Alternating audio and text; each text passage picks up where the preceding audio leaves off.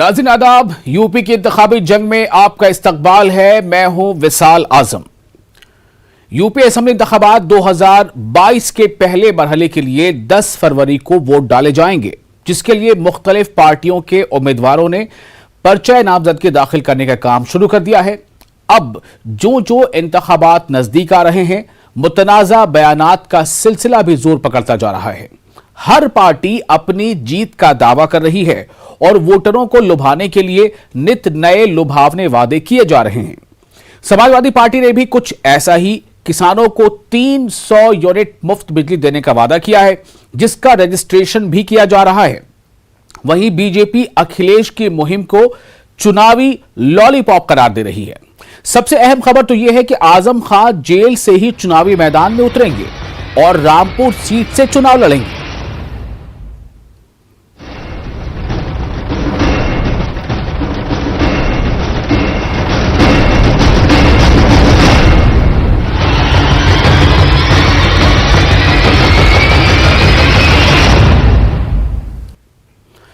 तो चलिए यूपी की इंतखाबी जंग के सफर में आगे बढ़ते हैं। समाजवादी पार्टी के कदावर लीडर आजम खां आइंदा असेंबली इंतखाबात भी लड़ेंगे। जराए के हवाले से मिल रही खबरों के मुताबिक सीतापुर जेल में बंद आजम खां रामपुर शहर से समाजवादी पार्टी के टिकट से इंतखाब लड़ेंगे। इस सीट से ही बीजेपी ने आकाश सक्सेना को मैदान में उतारा है, जिनके जरिए दाखिल मुकदमात की वजह से ही आजम खां जेल में बंद हैं। जराये के मुताबिक हाल ही में जेल से बाहर आए आजम खां के बेटे अब्दुल्ला आजम भी समाजवादी पार्टी के टिकट पर सवार सीट से इलेक्शन लड़ेंगे। इसके अलावा जिन लोगों को समाजवादी पार्टी ने टिकट दिया है, उनमें चबरावा असेंबली से नसीर खां, बिलासपुर असेंबली सीट से अमरजीत सिंह और मलिक असेंबली सीट से विजय सिंह शामिल हैं। गौरतलब है कि इस मरतबा समाजवादी पार्टी उम्मीदवारों की फहरिस्त की बजाय बराह रास्त निशान तकसीम कर रही है।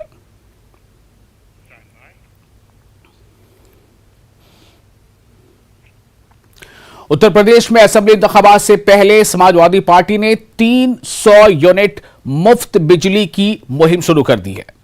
एसपी सदर अखिलेश यादव ने बताया है कि यह मुहिम कल से शुरू होगी। उन्होंने कहा कि जो लोग मुफ्त बिजली हासिल करना चाहते हैं, वो एसपी यानी समाजवादी पार्टी के दिए गए फॉर्म में अपने नाम लिखें, और यह वही नाम होना चाहिए जो मौजूदा बिजली के बिलों में नजर आ रहा है। 300 यूनिट फ्री देने का जो फैसला समाजवादी पार्टी ने अपने मैनिफेस्टो में शामिल किया है, वो एक बहुत महत्वपूर्ण फैसला है उत्तर प्रदेश के आम लोगों के लिए, जिन्हें लगातार बढ़े हुए बिजली के बिल मिले। कई शिकायतें ये आई जहां पर बिल को लेकर के बहुत सारी दिक्कतें रहीं, कई लोगों पे एफआईआर भी हुई, बहुत सारे लोग संकट में भी रहे और हैरेसमेंट भी बड़े पैमाने पे हुआ है। जहां सुधार किया जाएगा, वहीं समाजवादी पार्टी ने फैसला लिया है कि जिनके पास वर्तमान में घरेलू बिजली के कनेक्शन हैं, उनके बिजली के बिल में जो नाम लिख करके आता है, वही नाम लिखाएं। समाजवादी पार्टी कल से इसका अभियान चलाने जा रही है कि 300 यूनिट जो लोग चाहते हैं उन्हें फ्री मिले, उनके लिए नाम रजिस्टर करने का काम, फॉर्म भरने का काम कल से इस अभियान को समाजवादी पार्टी शुरू कर रही है। इसीलिए मेरी अपील है, जिनके पास वर्तमान में घरेलू बिजली के कनेक्शन हैं, उनके बिजली के बिल में जो नाम लिख करके आता है, वही नाम लिखवाएं। तो ये है उस मुहिम का बिल्कुल खद्दोखाल जो अभी अखिलेश यादव ने बताया। लेकिन बीजेपी ने अखिलेश यादव की 300 यूनिट बिजली के लिए रजिस्ट्रेशन की मुहिम को चुनावी ज़ाब्ते अखलाक की खिलाफ वर्जी करार दिया है। बीजेपी के मुताबिक अखिलेश बिजली नहीं दे रहे, बल्कि लॉलीपॉप दे रहे हैं। दुर्भाग्य की बात है कि ऐसे लोग उत्तर प्रदेश के कभी मुखिया भी रहे थे। श्री अखिलेश यादव जी उत्तर प्रदेश के पूर्व मुख्यमंत्री भी रहे और समाजवादी पार्टी के इस वक्त वो मुखिया हैं और वो बैठकर प्रेस कॉन्फ्रेंस में आप लोगों से कह रहे हैं कि हम 300 यूनिट के लिए लोगों को रजिस्ट्रेशन कराने भेज रहे हैं, तो चुनाव आयोग की अवहेलना भी कर रहे हैं। अंधकार में अपने समय में डुबोकर उत्तर प्रदेश को रखा और उन्हें यह तक नहीं पता है कि बिजली सरकार प्रोवाइड करती है, पार्टी नहीं देती है कोई। आपकी पार्टी बिजली कैसे दे देगी ये तो बताइए। अभी आप सत्ता में है नहीं, आने जा नहीं रहे, तो ये भ्रम फैलाना और लोगों को गुमराह करना, इस तरह की चीजें और चुनाव आयोग की अवहेलना करना, ये प्रलोभन में आता है। तो इस तरह की चीजें करके वो क्या बताना चाहते हैं? हमारी सरकार में आदरणीय योगी जी और देश की सरकार में आदरणीय मोदी जी ने करोड़ों करोड़ लोगों को, उत्तर प्रदेश के करोड़ों लोगों को योगी सरकार में बिजली के मुफ्त कनेक्शन सौभाग्य योजना के तहत हम दे चुके हैं। तो अखिलेश यादव जी क्या देने जा रहे हैं? ये सिर्फ लॉलीपॉप देने जा रहे हैं, इसके सिवा कुछ नहीं। तो बीजेपी का कहना है कि अखिलेश यादव लॉलीपॉप देने जा रहे हैं, इसके सिवा कुछ नहीं है। लेकिन आगे बढ़ते, यूपी असेंबली इंतखाबात से ऐन कबल एसपी सुप्रीमो और अखिलेश यादव और आजाद समाज पार्टी के सदर चंद्रशेखर के दरमियान कशमकश खुलकर सामने आ गई है। चंद्रशेखर ने कहा है कि अगर मैं आज खौफजदा हूं तो कल कोई नौजवान हिम्मत नहीं कर सकेगा। चंद्रशेखर ने भारतीय समाज पार्टी के उम्मीदवारों की पहली फहरिस्त जारी की है। यह भी कहा है कि अगर पार्टी फैसला करती है तो वो गोरखपुर से सीएम योगी के खिलाफ इलेक्शन लड़ेंगे। चंद्रशेखर आजाद ने अखिलेश यादव पर इल्जाम लगाया है कि पहले इन्हें 25 सीटों का वादा किया गया था। चंद्रशेखर ने कहा कि इन्हें एमएलए और वजारती ओहदे की पेशकश मिली थी, जिसे उन्होंने ठुकरा दिया। भीम आर्मी चीफ ने कहा कि अगर एसपी इन्हें 100 सीटें भी दे तो वो अब उनके साथ नहीं जाएंगे।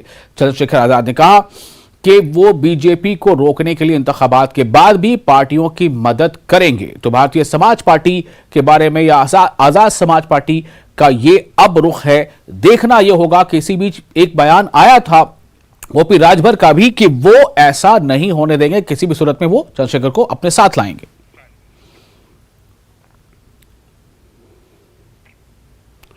आगे बढ़ते, प्रियंका गांधी ने आज डिजिटल प्लेटफॉर्म से अवाम के सवालात के जवाब दिए।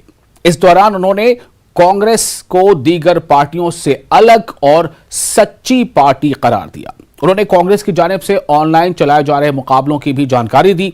इस दौरान प्रियंका गांधी ने उत्तर प्रदेश में खवातीन पर जारी मजालिम का भी जिक्र किया।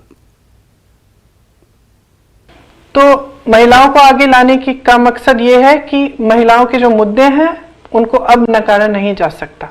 और इसी तरह से जब हम युवाओं की बात करते हैं, हम चाहते हैं कि युवा राजनीति में शामिल हो। हमारे काफी टिकट भी आपने देखा होगा हमने युवाओं को दिए हैं, और इसलिए दिए हैं ताकि जो हम आगे भविष्य में हम बात करना चाहते हैं वो हम अपने भविष्य को बनाने की बात करें। युवा क्या चाहता है? अपने भविष्य को बनाना चाहता है, सक्षम होना चाहता है, अपने पैरों पे खड़ा होना चाहता है, शिक्षा की सुविधाएं चाहता है। तो इन सब चीजों से देश मजबूत होता है। नकारात्मक बातें करने से राजनीति मजबूत होती है लेकिन देश कमजोर होता है। तो इसलिए मैं चाहती हूं और हमारा पूरा प्रयास है कि हम एक सकारात्मक राजनीति करें जिसमें देश के भविष्य की बात हो, विकास की बात हो, नौजवानों के लिए बात हो, महिलाओं के लिए बात हो, जिन जिन पर अत्याचार हो रहा है उनको खड़ा करने वाली बातें हो। जब एक्चुअली हमें भी बहुत दुख हुआ कि मैराथन कैंसिल करनी पड़ी, क्योंकि इतना उत्साह हमें भी नहीं हम भी नहीं सोच सकते थे कि इतना उत्साह होगा। जब हमने पहली मैराथन अनाउंस की तो आपस में हम बात कर रहे थे, तो हमने सोचा कि हाँ 1500-2000 लड़कियां आ जाएंगी। पहली मैराथन में जब 8000 लड़कियां आई और उसके बाद 12000, 14000, 18000, तो मतलब हम भी इतने खुश थे कि इतना रिस्पांस आ रहा है। और ये रिस्पांस इसलिए आ रहा है क्योंकि लड़कियों में ये ऊर्जा है, ये एक एनर्जी है कि बदलाव लाना चाहती हैं, कि लड़ना चाहती हैं। और एक बहुत सुंदर इवेंट भी बन गया था, सब बहुत खुश लग रही थी लड़कियां उसमें।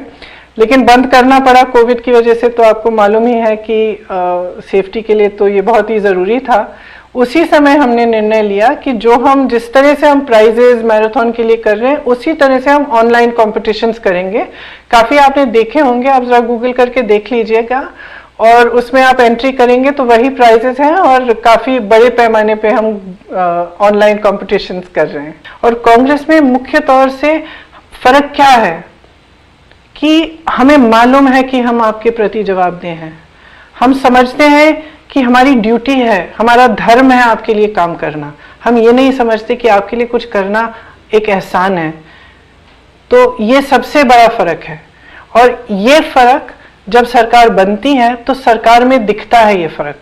अगर कांग्रेस की सरकार रही तो आप अक्सर सुनते होंगे भाजपा के लोग कहते कि 70 साल में क्या किया, लेकिन अगर आप 70 सालों में देखें कि क्या किया तो इतनी सारी उपलब्धियां हैं। जहां ये देश पहुंचा, चाहे एम्स जैसी जगह, जैसे IITs बनाए गए, इतने सारे कार्य किए गए, जो भी, जैसे वैक्सीन का जो निर्माण था, जो जब शुरू की थी ये पूरी वैक्सीन बनाने की ये प्रथा, जब एक टाइम पोलियो के लिए की गई थी, ये भी कांग्रेस के जमाने से हुई। तो हम आपके लिए काम करें, ये हमारा फर्ज है, ये हमारा धर्म है, ये हमारा आपके लिए कोई एहसान नहीं है। ये वो पार्टी है कांग्रेस जो ऐसा मानती है, ये कहना है प्रियंका गांधी का। मेरठ की 7 असेंबली सीटों की बात करती है। मेरठ की 7 असेंबली सीटों में शहर सीट पर इलेक्शन हमेशा बड़ा दिलचस्प रहा है। खासतौर पर मजहब, जात, बिरादरी के आदाद-ओ-शुमार के हिसाब से सियासी जमातें अपने उम्मीदवार तय करती आई हैं, और हिंदू और मुस्लिम वोटरों की तादाद को देखते हुए भी इस सीट पर वोट पोलराइजेशन का असर हमेशा दिखा गया है। यही वजह रही है कि गुज़िश्ता असेंबली इंतखाबात में एंटी इनकम्बेंसी की वजह से बीजेपी के लक्ष्मीकांत वाजपेयी को यह सीट गंवानी पड़ी, और समाजवादी पार्टी के रफीक अंसारी ने इस सीट पर शानदार जीत हासिल की। इस मर्तबा 4 बार के MLA रहे लक्ष्मीकांत वाजपेयी का टिकट काटकर बीजेपी ने नए चेहरे कमल दत्त शर्मा पर भरोसा जताया है और शहर सीट से मैदान में उतारा है। लेकिन कमल दत्त शर्मा की उन्हीं के पार्टी के अंदर मुखालिफत शुरू हो गई है। शहर सीट पर कमल दत्त शर्मा के नाम के ऐलान पर मकामी बीजेपी लीडर और पंजाबी समाज का एक तबका भी अपनी नाराजगी जाहिर कर रहा है।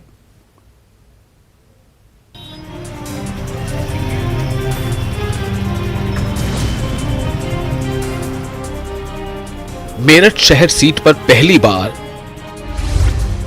बीजेपी का खाता लक्ष्मीकांत वाजपेयी ने 1989 में खोला था, और उसके बाद इस सीट पर बीजेपी ने 4 बार जीत हासिल की। लेकिन 2017 में मोदी लहर के बावजूद बीजेपी शहर सीट बचाने में नाकाम रही, और समाजवादी पार्टी के रफीक अंसारी ने फतेह हासिल करके मेरठ की ये वाहिद सीट पार्टी की झोली में डाल दी।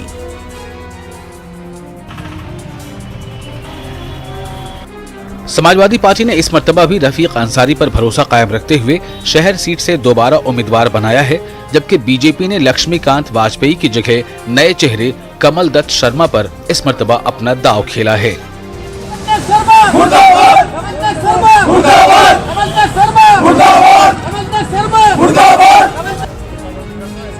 लेकिन टिकट के ऐलान के साथ ही शहर सीट के लिए कमल दत्त शर्मा की मुखालफत भी शुरू हो गई है।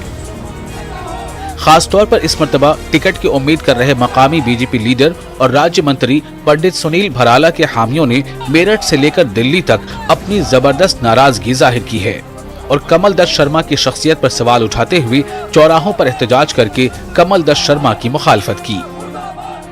निर्णय लिया गया है गलत है, क्योंकि पार्टी के जो महिलाओं का ही शोषण होता हो जिस कार्यकर्ता द्वारा, ऐसे कार्यकर्ता को जो मेरठ में टिकट दे दिया गया है, गलत चीज़ है। ये मेरा पार्टी से आग्रह है कि पुनः इस चीज़ पे विचार करा जाए, और किसी अच्छे व्यक्ति को टिकट दोबारा, अगर पार्टी निर्णय को चेंज कुछ करती है तो ये बड़ा पार्टी का वो होगा कि सर्व समाज के अंदर बड़ा आक्रोश है इस चीज़ को देखते हुए। इसे एक तरह जहां पार्टी के मकामी लीडर टिकट के लिए एक दूसरे के खिलाफ खड़े नजर आ रहे हैं, वहीं शहर और कैंट सीट पर टिकट तकसीम को लेकर पंजाबी समाज का एक हिस्सा भी बीजेपी से नाराज नजर आ रहा है। पंजाबी समाज का ये तबका अपने समाज की नुमाइंदगी को लेकर अब पार्टी पर दबाव बना रहा है। शहर और कैंट सीट पर अपने पंजाबी वोटरों की बड़ी तादाद की नाराजगी को दूर करने के लिए अब इनको मनाने की कोशिशें भी तेज हो गई हैं। मेरठ महानगर की किसी भी सीट पे का आग्रह था, ऐसा किसी एक सीट का नहीं था, एक आग्रह था कि किसी भी सीट पर टिकट दिया जाए। और किंतु मैं पार्टी के महामंत्री होने के नाते पार्टी नेतृत्व से मैंने बात की और समाज का जो विषय था पार्टी नेतृत्व को बताया कि बहुत रोष है तो समाज के इस रोष को ध्यान में रखते हुए पार्टी नेतृत्व ने ये आश्वासन दिया है, और मैं स्वयं, चूंकि मैंने बात करी, सब लोगों के साथ बैठ के ही मैंने बात कराई कि 2 दिन के अंदर ही पार्टी नेतृत्व समाज से बात भी करेगा और भविष्य के अंदर भारतीय जनता पार्टी समाज को एक उचित मान सम्मान और एक स्थान देगी। वहीं टिकट हासिल होने के बाद हो रही मुखालफत से उम्मीदवार परेशान तो हैं, लेकिन इन हालात में एहतियात बरतते हुए अपने तासुरात का इजहार कर रहे हैं और माहौल को साजगार बनाने की कोशिश कर रहे हैं। ऐसा होता है कि कुछ लोग ऐसे होते हैं कि मान लिया कोई चीज़ मैंने सोच ली कि मुझे ही मिल जाएगी, हालांकि जो उसमें जिनके द्वारा टिकट मांगा गया था उनकी तरफ से कोई विरोध नहीं हुआ, उनके कुछ समर्थक हैं। अब कुछ समर्थक अति उत्साह में भी हो जाते हैं, कुछ अति थोड़े परेशान भी हो जाते हैं। हम उनकी स्थिति को समझते हैं। मैंने उनसे भी आग्रह करा, उनका भी आशीर्वाद मुझे प्राप्त हो गया है, आदरणीय सुनील भराला जी का और उनके भाई का भी आशीर्वाद मुझे प्राप्त हो गया है। हम जल्दी ही आपको एक साथ दिखाई देंगे, आजकल में ही। हमारी पार्टी में कोई मतभेद नहीं, सब एक साथ। मेरठ की 7 असेंबली सीटों में शहर और कैंट सीट बीजेपी का मजबूत गढ़ समझी जाती है, लेकिन इस मर्तबा बीजेपी ने जहां कैंट सीट से मौजूदा एमएलए सत्यप्रकाश अग्रवाल का टिकट काटकर अमित अग्रवाल और शहर सीट से लक्ष्मीकांत वाजपेयी की जगह कमल दत्त शर्मा को मैदान में उतारा है, ऐसे में टिकट तकसीम को लेकर पार्टी में अंदरूनी खींचतान का कितना असर इलेक्शन पर पड़ता है, ये तो नतायज के आने पर मालूम होगा। लेकिन इस माहौल ने मुखालिफ सियासी जमातों को हालात का फायदा उठाने का एक मौका जरूर फराहम कर दिया है। न्यूज़ 18 उर्दू के लिए मेरठ से तंजीर अंसार की रिपोर्ट। तो यूपी के इंतखाबी जंग में अभी कहानियां और भी हैं, लेकिन पहले एक छोटा सा ब्रेक।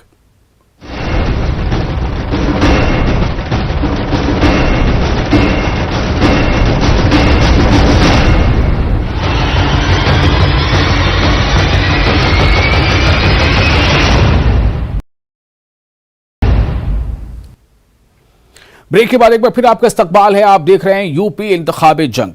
उत्तर प्रदेश के चुनावी माहौल में रियासत के वजीर कानून ब्रजेश पाठक ने शिया आलिम दीन मौलाना सैफ अब्बास से मुलाकात की है। हालांकि मौलाना सैफ अब्बास ने कहा है कि इस मुलाकात का कोई सियासी पस मंजर नहीं है। इस मुलाकात के दौरान कल्बे हुसैन नूरी और शरफ जैदी भी मौजूद रहे।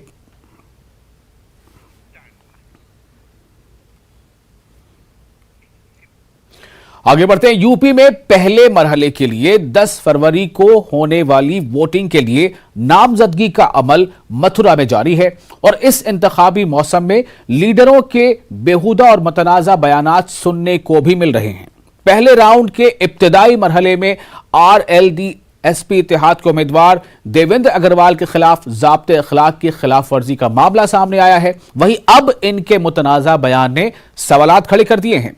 देवेंद्र अग्रवाल ने रियासत की वजीर तवानाई और कांग्रेस उम्मीदवार प्रदीप माथुर को भी एक जानवर से उन्हें तशबीह दे दी और कहा कि इस बार श्रीकांत शर्मा और प्रदीप माथुर दोनों उस जानवर को पिंजरे में बंद करना होगा जैसा इन्होंने नाम लिया। मैं नाम लेना भी बेहतर नहीं समझ रहा हूं। अब आप ये काम बखूबी अंजाम देंगे। एसपी उम्मीदवार के बिगड़े बोल के बाद यह सवाल उठने लगा है कि क्या नेताजी इस तरह के बयानात से इलेक्शन जीत पाएंगे। समाजवादी पार्टी की सोच है कि किसानों के लिए अच्छे से अच्छा हो सके। तीसरा, हम वृंदावन को, मथुरा को अलग विकास का पैसा दिलवाएंगे ज़्यादा से ज़्यादा, जिससे कि मथुरा का विकास हो सके, और वृंदावन को उच्च कोटि की हम उसे नगरपालिका बनवाने का काम करेंगे, जिससे कि वृंदावन विकास से अधूरा है, वृंदावन का विकास हो सके। वृंदावन की जनता बंदरों से भी परेशान है। जैसे यहाँ श्रीकांत जैसे बंदर हैं, इन बंदरों को भी बंद करना है, उसमें पिंजड़े में प्रदीप माथुर और श्रीकांत जैसे बंदरों को भी पिंजड़े में बंद करना है। वो यहाँ की जनता बंद करेगी। हम तो केवल प्रशासन से उन बंदरों से वृंदावन को निजात दिलाएंगे। मुझे लगता है कि ये जनाब भूल रहे हैं कि जिस बिरादरी के लोगों को ये बंदर कह रहे हैं, बिरादरी से मतलब नेता बिरादरी, तो क्या ये खुद नेता नहीं है? आगे बढ़ते हैं। रियासती सतह पर कई लीडरों ने पार्टियां तब्दील कर ली हैं और अब जिला सतह पर भी यही कुछ देखने को मिल रहा है। गाजियाबाद में बीजेपी को बड़ा झटका लगा है। बीजेपी के मगरबी यूपी के इलाकाई नायब सदर के शुक्ला बीजेपी छोड़कर बीएसपी में शामिल हो गए। बीएसपी पार्टी के शुक्ला को गाजियाबाद की शहरी सीट से अपना उम्मीदवार बनाया है।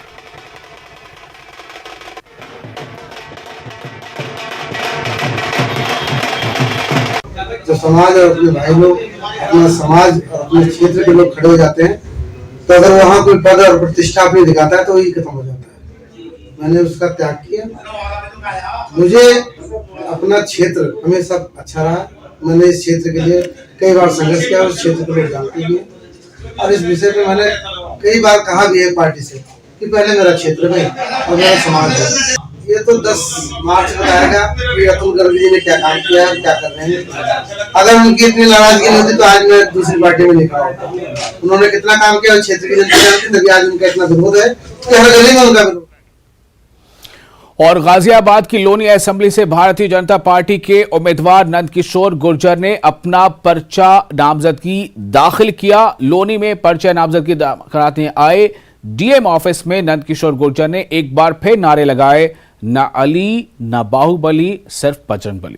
इस मामले में इलेक्शन कमीशन ने 2 दिन पहले दिया था नोटिस। पर्चा नामजदगी दाखिल करने के बाद नंदकिशोर गुर्जर ने कहा कि लोनी में बाहुबली को टिकट मिल गया है। वजीर आला ने ठीक कहा था, लोनी में डकैती हुआ करती थी, लेकिन रियासत में हमारी हुकूमत बनने के साथ ही ये सब खत्म हो गया है। अब इनसे कोई ये पूछे कि इन्होंने ये जो नारेबाजी की है, क्या ये ज़ाब्ते अखलाक की खिलाफ वर्जी नहीं है? कितनी हत्याएं, डकैती, लूट कराई हैं, कितनी छिनैती, भूमाफिया। आज लौनी के अंदर रामराज है। लौनी के अंदर जिस लौनी में बहनों की बात छोड़ो, भाई नहीं जा सकते थे अंधेरा होते ही। आज 2-2 बजे बहनें घूमती हैं। सबको पता है नंदकिशोर गुर्जर सबका भाई है। अगर उनको छेड़ा गया तो उसका स्थान या तो जेल में होगा या ऊपर जाएगा। इसलिए लौनी के अंदर पूरा रामराज है। और जो माफिया और डाकू जो घूम रहे हैं, उत्तर प्रदेश में जो समाजवादी पार्टी का असली चेहरा सामने आया है। सपा ने कुछ माफियाओं को रोका था पिछली बार, ये कहा था हम नहीं लेंगे, उस पर लोगों ने सरकार बना दी थी। इस बार जिस तरह टिकट दिए, असली चेहरा कालनामी राक्षस का सामने आ गया है। तो आपने तो गौर किया ही होगा इनकी जुबान पर, या तो जेल जाएगा या फिर, जी हां जनाब, शायद ये भेजने का काम कर रहे हैं। आगे बढ़ते हैं। मारूफ सनतकार और लिंक लॉक्स के मालिक जफर आलम ने आज अलीगढ़ शहर से समाजवादी पार्टी के उम्मीदवार के तौर पर अपना पर्चा नामजदगी दाखिल किया है। जफर आलम पहले भी शहर असेंबली हलके से रुकन असेंबली रह चुके हैं। इस दौरान बड़ी तादाद में जफर आलम के साथ पार्टी कारकुनान भी पहुंचे, लेकिन इलेक्शन कमीशन की गाइडलाइन पर अमल करते हुए सिर्फ 3 अफराद को ही जिला कलेक्ट्रेट जाने दिया गया। जफर आलम ने मीडिया से बात करते हुए कहा कि भारतीय जनता पार्टी की हुकूमत ने जो वादे किए थे वो पूरे नहीं किए। समाजवादी हुकूमत बनने पर जो हुकूमत के दायरे इख्तियार में होगा वो सभी काम अवाम की फलाह बहबूद के लिए कराए जाएंगे। बीजेपी ने ये कहा था कि 7 लाख नौकरियां पर ईयर हम देंगे। मेरा ख्याल है कि 7 लाख नौकरियां दी नहीं, बल्कि 7 लाख नौकरी पर ईयर ले ली। कारोबार, छोटा कारोबार, बड़ा कारोबार सब खराब हो गया है। तो जो पहले से रोजगार से लगे हुए थे वो बेरोजगार हो चुके हैं। यूपी असेंबली इंतखाबात में पहले मरहले की वोटिंग के लिए उम्मीदवारों के पर्चा नामजदगी का सिलसिला 14 जनवरी से शुरू हो चुका है। यूं तो नॉमिनेशन के शुरुआती दिनों में पर्चा नामजदगी दाखिल करने वाले उम्मीदवारों की तादाद काफी कम रहती है, लेकिन बड़ी सियासी जमातों के अलावा जो उम्मीदवार पर्चा दाखिल करके अपना दावा पेश कर रहे हैं, उनमें कई ऐसे हैं जो बच्चों के लिए तालीम जैसी बुनियादी जरूरत को यकीनी और बेहतर बनाने की जरूरत पर जोर तो दे रहे हैं, लेकिन इनकी खुद की तालीम और जनरल नॉलेज ना के बराबर है। मेरठ साउथ सीट से पर्चा नामजदगी दाखिल करने पहुंचे सर्वजन लोक शक्ति पार्टी के उम्मीदवार पूछने पर न तो हिंदी वर्णमाला सुना सके और न ही सदर जमहूरिया और गवर्नर के नाम बता सके। वहीं एमआईएम से मेरठ की सवाल खास सीट के लिए पर्चा नामजदगी दाखिल करने पहुंचे उम्मीदवार का दावा था कि गैर तालीम याफ्ता होने की वजह से वो तालीम की अहमियत को समझते हैं और बिना पढ़े लिखे होने के बावजूद पीएचडी की सलाहियत रखते हैं। नहीं इसको छोड़ो। शिक्षा के क्षेत्र में काम करना बता देंगे। सब आता है, नहीं ना? ऐसे सवाल नहीं आता क्या? नहीं आता है, नहीं आता है। तो मुझे पता होता ना कि आप जो मुझसे सवाल करोगे तो मैं तो पूरी तैयारी करके आता। बिल्कुल।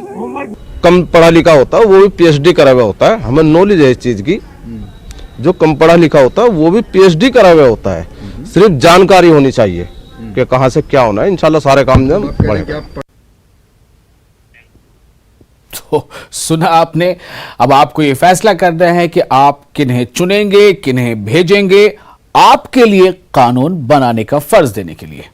आगे बढ़ते उत्तर प्रदेश में इलेक्शन का माहौल है। ऐसे में बड़ी तादाद में मुलाजमीन की तैनाती इलेक्शन में की गई है, लेकिन बहुत से मुलाजमीन ऐसे भी हैं जो अपनी दीगर मसरूफियात की बिना पर इलेक्शन ड्यूटी से मुस्तस्ना होना चाहते हैं। आज Uttar Pradesh junior high school teachers असातिज़ा ने जिला इंतजामिया दफ्तर पहुंचकर अफसरान को एक अर्जदाश्त पेश की, जिसमें कहा गया है कि बहुत से ऐसे असातिज़ा की तैनाती की गई है जिसमें शौहर और बीवी दोनों की ही ड्यूटी लगा दी गई है। साथ ही बहुत से ऐसे लोग भी हैं जिनकी शादी होनी है। लोगों ने जिला मजिस्ट्रेट से मुतालबा किया है कि ऐसे मामलों में अज़-सर-ए-नौ गौर किया जाए। हमने अपना ज्ञापन दिया है डीएम साहब का के नाम कि हमारे टीचर्स जो विकलांग हैं और जो गंभीर रूप से बीमार हैं, पीड़ित हैं और पत्नी दोनों जॉब में हैं, उनकी ड्यूटी लगा दी गई है। हमारा उनसे यह निवेदन है कि उनमें से किसी एक की ड्यूटी काट दी जाए और जो शादीशुदा लोग हैं जिनकी 10 तारीख को ही शादी है दोनों की, उनमें से उनकी भी ड्यूटी काट दी जाए। यह हमने ज्ञापन डीएम साहिबा को नाम दिया है और हमें उम्मीद है कि वो डीएम साहिबा इसको पूरी तरह से मुस्तैद करेंगे और उसमें अमल में लाएंगी। सर मेरी बीएलओ में ड्यूटी लगी है और मेरी 10 फरवरी की शादी है, मुझे उस दिन बूथ पे ही बैठना है। अपना नाम बताइए, कार्यरत विद्यालय बताइए। मेरा विद्यालय का नाम प्राथमिक विद्यालय अहमदपुरा है। मैं तरौली में कार्यरत हूँ। क्या चाहते हैं आप? सर मैं चाहती हूँ कि मुझे कार्य, मेरे जो बीएलओ कार्य है उससे मुझे मुक्त किया जाए। देखिए, शिक्षक संघ जो जनपद अलीगढ़ का है, इनके द्वारा अवगत कराया गया है कि जो ऐसे शिक्षक जो पति पत्नी दोनों ही सरकारी सेवा में हैं, या कुछ विकलांग लोग हैं, या कुछ ऐसे हैं जिनकी स्वयं की शादी है, इस तरह करीब 35-40 मामले हैं। तो इनके लिए शासनादेश भी आ गया कि अगर पति पत्नी दोनों नौकरी में हैं तो उसमें एक ही को लगाया जाए, एक को एग्जेम्प्ट किया जाए। तो सभी प्रकरणों को ले लिया गया है। अभी जाके जहाँ से कार्मिक की ड्यूटी लगती है, विकास भवन सीडी ऑफिस है, वहाँ मैं जाके सब ठीक करा दूंगा। अभी तो यूपी इंतखाबी जंग की कहानियां तो और हैं, लेकिन वक्त की कैद है। फिलहाल मुझे दीजिए इजाजत और आप बने रहे न्यूज़ 18 उर्दू के साथ। आदाब।